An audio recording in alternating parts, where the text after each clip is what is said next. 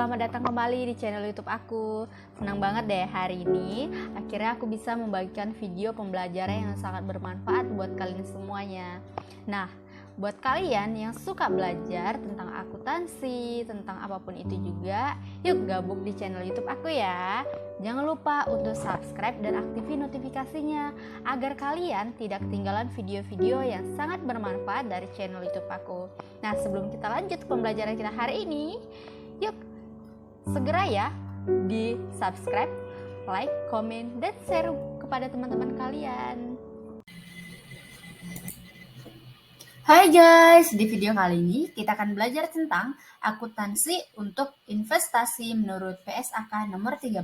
Yuk kita belajar bersama ya. Pengertian investasi. Menurut Canisius pada tahun 2010, investasi adalah komitmen atas sejumlah dana atau sumber daya lainnya yang dilakukan pada saat ini dengan tujuan memperoleh sejumlah keuangan di masa yang akan datang. Seseorang investor membeli sejumlah saham saat ini dengan harapan memperoleh keuntungan dari kenaikan harga saham ataupun sejumlah dividen di masa yang akan datang.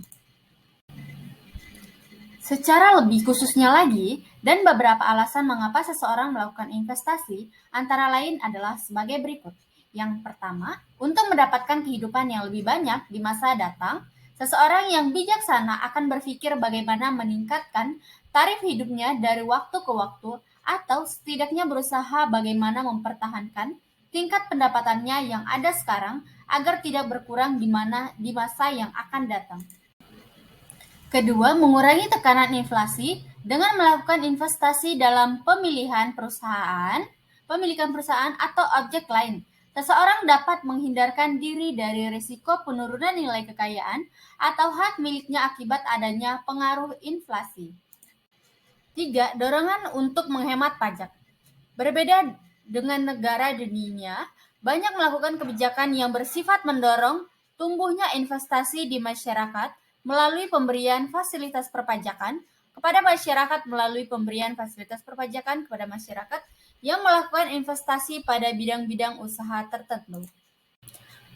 Menurut Ryan Filbert pada tahun 2014, salah satu syarat sebuah perseroan terbatas atau disingkat dengan PT sesuai dengan undang-undang adalah memiliki sejumlah saham dan sesuai dengan klasifikasi, saham adalah sebuah bukti investasi atau kepemilikan seseorang dalam usaha perusahaan tersebut. Saham dengan klasifikasinya terbagi menjadi dua jenis, yaitu yang pertama saham khusus. Saham khusus adalah saham yang memiliki hak khusus dalam perusahaan, misalnya mendapat pembagian keuntungan perusahaan terlebih dahulu dibanding pemilik saham lainnya. 2. Saham biasa. Saham biasa adalah saham yang tidak memiliki hak lebih selain hak umum, yaitu mendapatkan pembagian keuntungan sesuai dengan jadwal pembagian keuntungan yang akan dirapatkan dalam rapat umum pemegang saham atau yang disingkat dengan RUPS. Saham biasa memiliki keunggulan dibandingkan dengan saham khusus, yaitu dapat dipindah tangankan secara bebas kepada pihak lain, sehingga dapat diperjualbelikan dalam suatu wadah yang disebut dengan bursa saham pada perusahaan TBK. Di Indonesia, bursa saham saat ini hanya terdapat satu bursa, yaitu Bursa Efek Indonesia atau yang disingkat dengan BII. Di Bursa Efek Indonesia, terjadi mekanisme jual dan beli saham-saham yang hanya dimiliki oleh perusahaan perseroan terbatas dengan status terbuka atau disingkat dengan TBK. Terbuka atau TBK adalah perusahaan dengan bentuk perseroan terbatas serta berstatus perusahaan publik. Untuk menjadi sebuah perusahaan terbuka, perlu memenuhi beberapa persyaratan diantaranya, yaitu 1. Berbadan hukum. 2. Perusahaan dalam skala tertentu atau skala nasional. 3. Memiliki kinerja yang baik dan bentuk yang nyata serta memiliki laporan keuangan. Menurut Abdul pada tahun 2010, investasi pada dasarnya ada beberapa tahap dalam mengambil keputusan, antara lain sebagai berikut. Yang pertama, menentukan kebijakan investasi. Nah, pada tahap ini, investor menentukan tujuan investasi dan kemampuan kekayaan yang dapat diinvestasikannya. dikarenakan ada hubungan positif antara resiko dan return. Maka hal yang tepat bagi para investor untuk menyatakan tujuan investasinya tidak hanya untuk memperoleh banyak keuntungan saja, tetapi juga memahami bahwa ada kemungkinan resiko yang berpotensi menyebabkan kerugian. Jadi, tujuan investasi harus dinyatakan baik dalam keuntungan maupun. 2. Analisis sekuritas. Pada tahap ini, berarti melakukan analisis sekuritas yang meliputi penilaian terhadap sekuritas secara individual atau beberapa kelompok sekuritas. Salah satunya, tujuannya melakukan penilaian tersebut adalah untuk mengidentifikasi sekuritas yang salah harga. 3. Pembentukan portofolio. Dalam investasi, investor sering melakukan diversifikasi dengan mengombinasikan berbagai sekuritas dalam investasi. Mereka, dengan kata lain, investor membentuk portofolio. Selektivitas juga disebut sebagai microvesting, memfokuskan dengan peramalan pergerakan harga setiap sekuritas. Sedangkan diversifikasi meliputi konstruksi portofolio sederhana dengan sederhana rupa sehingga meminimalkan risiko dengan memperhatikan batasan.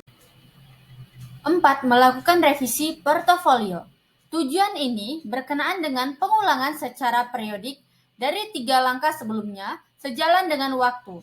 Investor mungkin merubah tujuan investasinya, yaitu membentuk portofolio baru yang lebih optimal. Motivasi lainnya disesuaikan dengan preferensi investor tentang resiko return itu sendiri.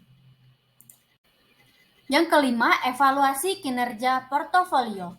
Bertujuan untuk investor melakukan penilaian terhadap kinerja portofolio secara periodik, dalam arti tidak hanya return yang diperhatikan, tetapi juga risiko yang dihadapi. Jadi diperlukan ukuran yang tepat tentang return dan risiko, juga standar yang relevan. Dalam hal ini, ada faktor-faktor yang mempengaruhi tingkat investasi, yaitu sebagai berikut. Yang pertama, tingkat pengembalian yang diharapkan, expected rate of return. Kemampuan perusahaan menentukan tingkat investasi yang diharapkan sangat dipengaruhi oleh kondisi eksternal dan internal perusahaan. Kondisi internal perusahaan. Kondisi internal adalah faktor-faktor yang berada di bawah kontrol perusahaan. Misalnya tingkat efisien, kualitas sumber daya manusia, dan teknologi yang dipergunakan. Ketika aspek tersebut berhubungan positif dengan tingkat pengembalian yang diharapkan. B. Kondisi eksternal perusahaan. Kondisi eksternal yang perlu dipertimbangkan dalam pengambilan keputusan akan investasi, terutama dalam perkiraan tentang tingkat produksi dan pertumbuhan ekonomi domestik maupun internasional. 2. Biaya investasi. Biaya perolehan suatu investasi mencakup biaya perolehan lain di samping harga beli. Yang menentukan biaya investasi adalah tingkat bunga pinjaman. Makin tinggi tingkat bunganya, maka biaya investasi makin mahal. Akibatnya, minat investasi semakin menurun. Marginal efficiency of capital. Tingkat bunga dan marginal efficiency of investment. Maksudnya adalah tingkat pengembalian yang diharapkan dari setiap tambahan barang modal pemindahan investasi. Untuk investasi jangka panjang yang direklasifikasikan sebagai investasi lancar, pemindahan harus dilakukan berdasarkan nilai tercatat. Investasi yang direklasifikasikan dari lancar ke jangka panjang masing-masing harus dipindahkan pada metode terendah antara biaya dan nilai pasar, atau pada nilai pasar jika investasi tersebut sebelumnya dinyatakan pada nilai tersebut.